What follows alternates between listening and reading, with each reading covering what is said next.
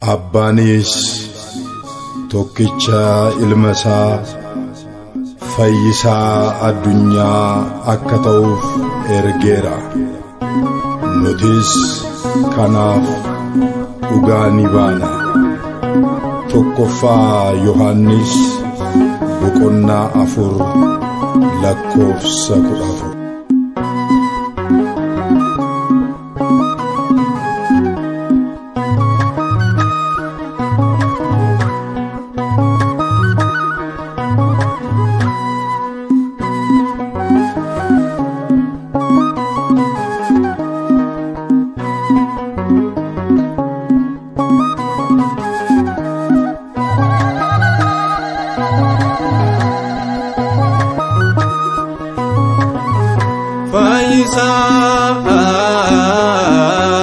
Fayyisaa addunyaa mootiin mootota dorgomaan qabu baraan jiraata.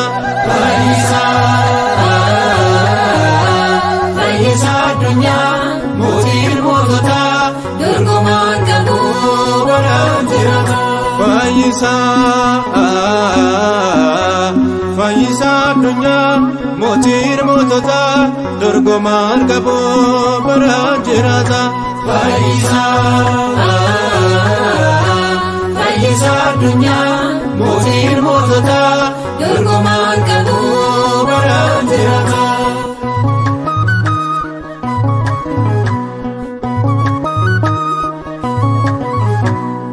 Jirma wayiiniiti fayyisaa addunyaa nyaata jireenyaati fayyisaa addunyaa barsiisaa dhugaati fayyisaa addunyaa beefa addunyaati fayyisaa addunyaa fayyisaa addunyaa mootiin mootota dorgomaan qabu baraan jiraata.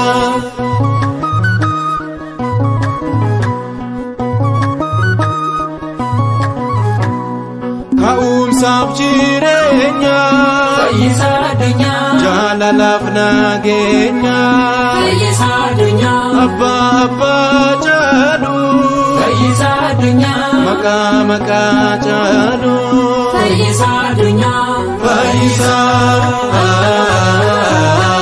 fayyisaa addunyaa mootiin mootota dorgomaan qabu baraan jiraata.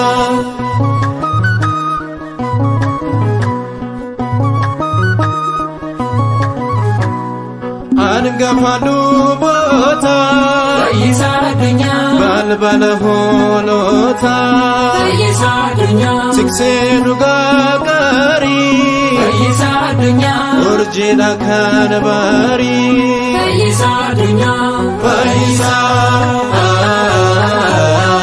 fayyisaa addunyaa mootiin mootota dorgomaan qabu baraan jiraata.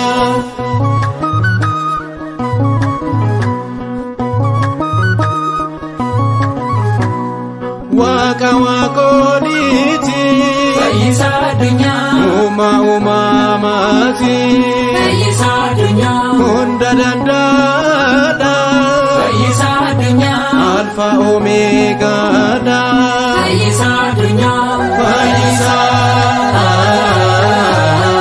fayyisaa addunyaa mootiin mootota dorgomaan qabu baraan jiraata.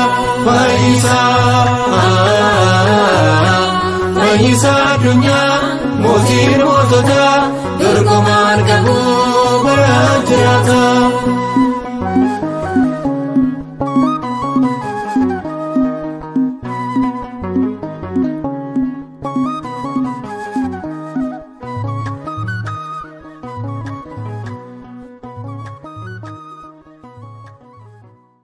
Abbaanis tokkicha ilma isaa fayyisaa addunyaa akka ta'uuf ergeera.